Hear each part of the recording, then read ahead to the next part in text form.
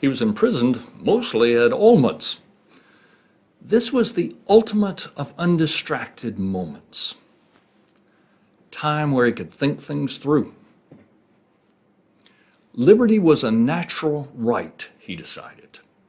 National sovereignty was linked to the security of personal rights. He would dedicate his life to the idea and the reality of liberty.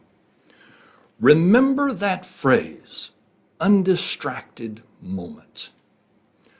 This is time that he was forced to set aside and to think through what he would do with the rest of his life. I've often wondered, what would an undistracted moment feel like in the palm of your hand? How would you craft an undistracted moment such that you could reach in your pocket at the appointed time and feel an undistracted moment and it call you to take a time out to make a decision? It's an idea for a craftsman. Napoleon saved Lafayette. Not that he was especially enthusiastic about it. He was pressed to do it. Lafayette walked out of prison and he was told to stay low. Napoleon wanted no competition. So Lafayette settled into the rhythms of a farmer philosopher at Chateau de Lagrange, some 40 miles southeast of Paris. President James Monroe, at the direction of Congress, invited Lafayette to be the nation's guest for a farewell tour. For 13 months, he had originally planned on 4 months. For 13 months, 1824, 1825, Lafayette visited all 24 states, 25 if you include West Virginia, which really didn't become a state until the middle of the Civil War. Wildly celebrated in every hamlet, town, and city he visited. Lafayette became the apostle of liberty. He promoted independence not only in North America, but in South America, Spain, Portugal, Greece, Ireland, Italy, and Poland, especially Poland. He stumbled along the way, but he never lost his footing entirely. His vision remained keen, his purpose clear. It's a remarkable story. It's a fun story. It is one of the reasons to come to Living Lafayette. Second reason, Living Lafayette is about ideas. For Lafayette, there were 3 idea compartments. Number 1, liberty, equality, and justice. The 3 great ideas we act on. There are 3 great ideas we judge by, truth, goodness, and beauty. That was not at the top of Lafayette's priority list. Number 2, respect and reciprocity. The 2 things necessary for democracy to flourish. Say them out loud. Respect and reciprocity. They come trippingly off the tongue. It's made for Broadway. Number 3, courage, according to Aristotle, and gratitude, according to Cicero, the 2 necessary building blocks of character. It takes character to achieve the other 2. Look at Lafayette's life over time. He dedicates it to liberty. All the other ideas funnel into one object in his mind, liberty. He becomes the apostle of liberty. His life, as Professor Lloyd Kramer says, is a text.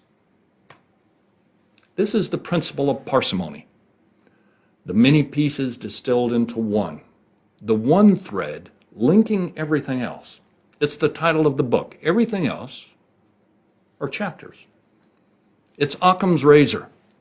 Learn that one too, after William of Ockham, the 14th century Franciscan friar, who said there is one major issue at the head of all great ideas. Liberty was about the rights and the responsibilities. It covered everything. Liberty, equality, justice. Third, living Lafayette is about philosophy. Lafayette had a way of looking at life. He likely would have been hard-pressed to call these philosophies. He was more the practical man, after all. But they were philosophies, 4 of them. They're laced throughout his story.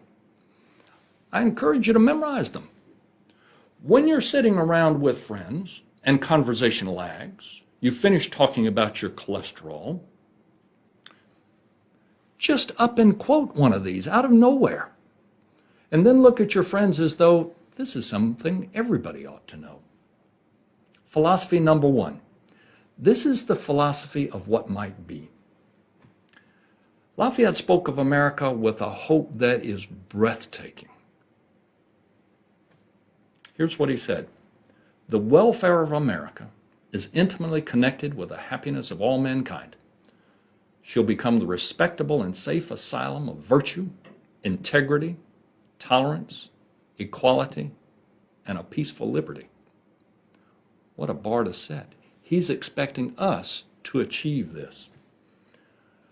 As he learned with time, the hurdles were epic, but the stakes were such that the ideals were worth the sacrifice. It is like striving for peace. For years, the world strives for peace, not yet achieved, but the stakes are important enough that you keep on. And here's the real catch. Lafayette thought America and Americans were good for it. Philosophy number 2. This is the philosophy of process. Lafayette had a pattern for thinking things through. He said, I read, I study, I examine, I listen, I reflect, and out of all this, I try to form an idea into which I put as much common sense as I can. He reaffirms the importance of the undistracted moment. You've heard that phrase before. Marinate and percolate, my favorite operatives. On important decisions, you must take time out and think them through before you launch. Lafayette had process. Philosophy number 3. This is the philosophy of moderation. It's how he looked at politics. True moderation, he said, consists not, as many people seem to think, in always seeking the middle between any 2 points, but in trying to recognize the point of truth and holding to it. And sometimes you pay the price. This was not fair weather philosophy. Lafayette stuck to it. He was principled, and he was imprisoned for it for 5 years. Philosophy number 4. This is the philosophy of choice. His sense of optimism was a choice, even in the darkest dungeon. Viktor Frankl wrote a wonderful book called Man's Search for Meaning. And in it, he said this. He said, between stimulus and response, there is a space. And in that space is our power to choose. We have choice in that space before we make our response. And in our response lies our growth and our freedom. There is a tenor in that space. There is a temperament in that space. It flavors how you look at things, whether you give benefit of doubt. Here's what Lafayette said about that tenor. I've been reproached all my life for giving in too much to my hopeful disposition. I'll respond that it's the only way to do something out of the ordinary. One would indeed never try anything extraordinary if one despaired of success. Share that one with the children. Dale Carnegie had nothing on Lafayette. Finally, the 4th compelling reason for Living Lafayette, the podcast. Living Lafayette is about purpose, community purpose, neighborhood purpose.